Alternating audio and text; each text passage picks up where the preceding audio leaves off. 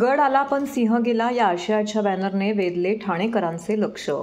लोकसभेच्या निवडणुकीच्या विजयानंतर शिवसेना उद्धव बाळासाहेब ठाकरे गटाचे राजन विचारे यांचा पराभव झाल्यानंतर गड आला पण सिंह गेला या बॅनरने सगळ्यांचं लक्ष वेधून घेतलं आहे। ठाणे लोकसभा मतदारसंघामध्ये शिवसेना शिंदे गटाचे उमेदवार नरेश म्हस्के यांनी शिवसेना ठाकरे गटाचे राजन विचारे यांचा दणदणीत पराभव केलाय। 2,34,000 मतांनी नरेश म्हस्के विजयी ठरले आहेत।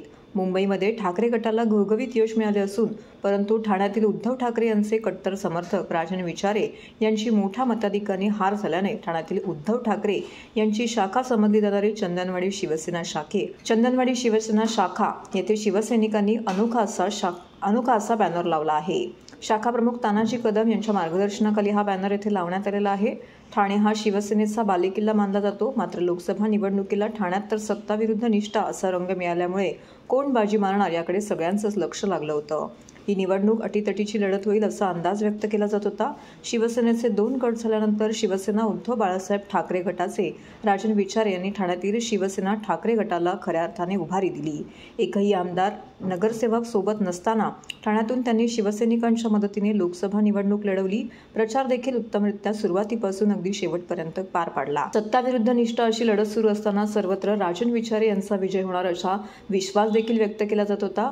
मतमोजणीच्या फेऱ्या पुढे सरकत असताना धनुष्यबाण तळपत गेला आणि मशालीची धग कमी होत गेली। शेवटच्या फेरीअंती नरेश म्हस्के यांना 7,22,789 मते मिळाली, तर राजन विचारे यांना 5,08,185 मतांचा पल्ला गाठता आला। त्यामुळे या निवडणुकीच्या निमित्ताने खासदार म्हणून ठाण्यात ठाकरे गटाची असलेली एकमेव मोठी ताकद आणि अस्तित्व संपुष्टात आलं आहे। असं असलं तरी ठाण्यात शिवसेनेचा झेंडा कायम राहिला असला तरी ठाकरे गटाचे राजन विचारे यांचा पराभव झाल्यानंतर चंदनवाडी शिवसेना शाखा येथे गड आला पण सिंह गेला या आशयाचा बॅनर लावून तो ठाणेकरांचं लक्ष वेधून घेत आहे। ही गड आला पण सिंह गेला ही सत्य परिस्थिती आहे। सर्वात आधी मी त्या मतदारांचं आभार मानतो की ज्यांनी शिवसेनेला भरभरून मतं दिली आहेत। कुठलीही अपेक्षा न ठेवता उद्धव बाळासाहेब ठाकरेंनी ज्या वेळेला हा प्रकार 2 वर्षापूर्वी झाला त्यावेळेला उद्धव साहेबांनी सगळ्यांना सांगितलं की शिवसैनिकांना तुम्हाला देण्यासारखं काही नाही माझ्या हातात, मी आता तुम्हाला काहीच देऊ शकत नाही। त्या ह्याच्यामध्ये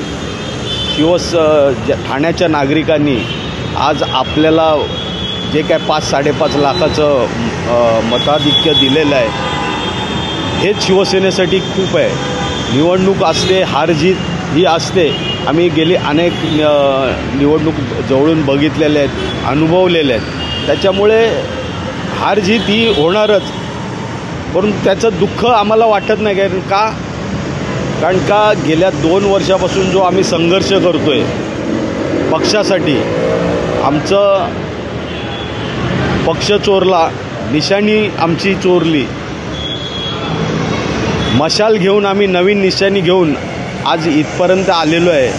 आज संपूर्ण महाराष्ट्राचा तुम्ही जर निकाल बघितला तर इंडिया आघाडीचे 29 खासदार निवडून आलेले आहेत। हा आकडा काय छोटा नाही आहे, 29 खासदार येणं म्हणजे।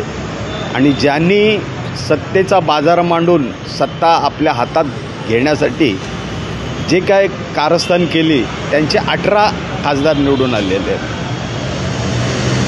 तर लोकांनी, मतदारांनी त्यांना जो हक्क न्याय होता तो त्यांनी दिलेला आहे।